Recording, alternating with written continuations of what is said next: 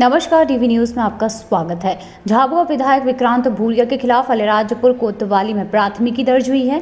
Bharatiya Janata party की शिकायत के बाद अलीराजपुर पुलिस अधीक्षक ने कोतवाली पुलिस को एफआईआर दर्ज करने के निर्देश जारी किए थे।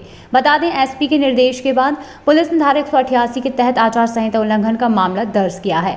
गौरतलब है कि विक्रांत भूरिया ने कांग्रेस के होली मिलन समारोह के मंच से मंत्री नागर सिंह चौहान और उनके परिवार पर आरोप लगाते हुए आपत्तिजनक भाषा का इस्तेमाल किया था, जिसके बाद भाजपा ने जिला अध्यक्ष संतोष परवाल के नेतृत्व में कई भाजपा कार्यकर्ताओं ने पुलिस अधीक्षक को शिकायत दर्ज कराई थी। वहीं बीजेपी की शिकायत के बाद आज अलीराजपुर पुलिस ने विक्रांत भूरिया के खिलाफ मामला दर्ज कर जांच शुरू कर दी है।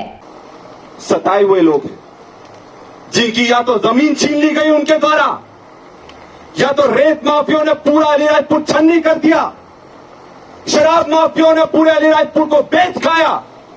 अभी 1400 पेटियां शराब की पकड़ाई गई। इसमें नागर सिंह के परिवार का नाम था, पर अज्ञात में लिखवा दिया गया। अरे मुझे बताओ, आप भी आदिवासियों में शादी चल रही है कि नहीं चल रही? चल रही है ना। अगर कोई 1, 2 पेटी 3 पेटी ले जाता, उसको पकड़कर जेल में बंद कर देते, करते कि नहीं करते? और 1400 पेटी अगर कोई ले जाए तो उन सरकार को या पुलिस को पता ही नहीं लगता कि पेटियां किसकी है। ऐसा हो सकता है क्या? ऐसा नहीं हो सकता है। और उसके बाद डोडाचिरी के लोगों ने एलजीओ पर बंदूक, एलजीओपी पर बंदूक तान दी। इससे ज्यादा डाकू राज की क्या पराकाष्ठा होगी? इससे ज्यादा माफियागिरी की पराकाष्ठा क्या होगी? और सबसे बड़ी बात यही नहीं, इनके परिवार पर शराब माफिया होने का आरोप है, इनके परिवार पर मर्डर करने का आरोप है, इनके परिवार पर अवैध नकली शराब बनाने का आरोप है, इनके परिवार पर बायोडीजल का धंधा करने का आरोप है।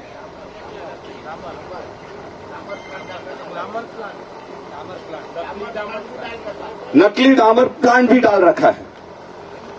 तो क्या क्या नकली करा है, अब तो वो पता लगेगा, जनता बताएगी कितना नकलीपना है। जोरदार लड़ाई लड़नी। कल मैं एक इंटरव्यू का बता रहा था जिसमें नागर सिंह बोलता है कि मेरे और मुझ पर, मेरे परिवार पर कोई आरोप नहीं है। तो सच बोल रहा था कि झूठ बोल रहा था? वो नागर सिंह और उसके परिवार पर कोई आरोप है कि नहीं है? अरे इतने सारे आरोप हैं कि लंबी लिस्ट बन जाए। नागर सिंह का पूरी एक किताब लिखाना पड़ेगी, नागर सिंह नामा। जो भी जितने अपराध करे वो एक के बाद एक के बाद एक के बाद एक के बाद एक के बाद लिखना पड़ेगा। अलीराजपुर का बच्चा बच्चा जानता है कि क्या करा है।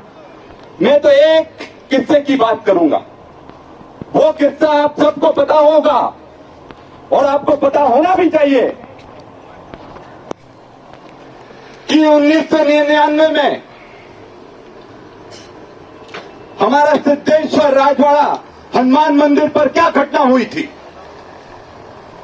उस दिन सिद्धेश्वर राजवाड़ा हनुमान मंदिर में 4 लोगों को मौत के घाट उतारा गया था।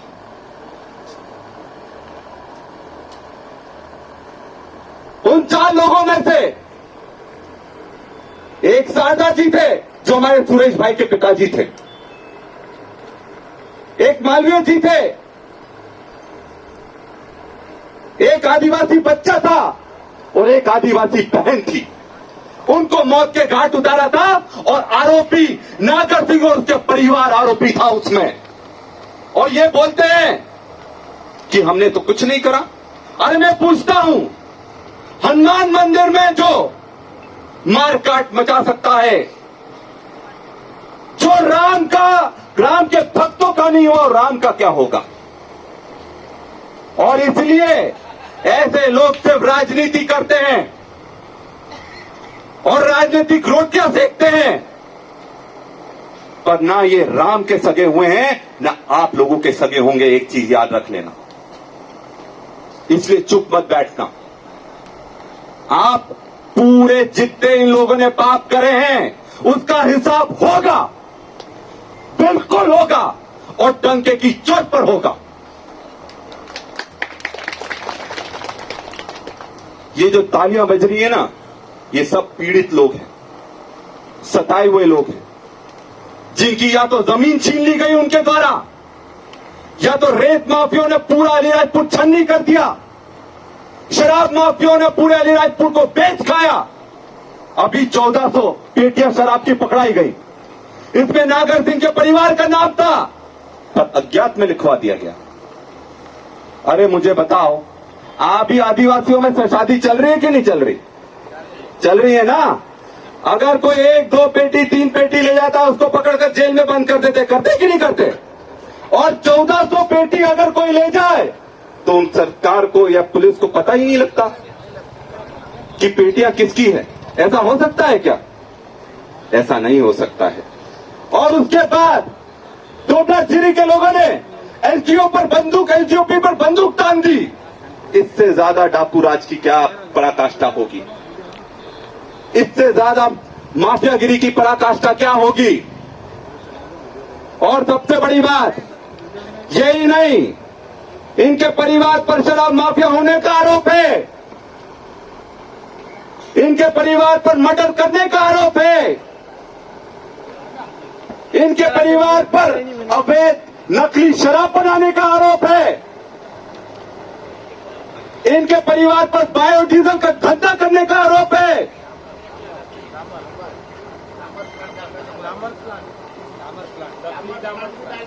नकली डामर प्लांट भी डाल रखा है।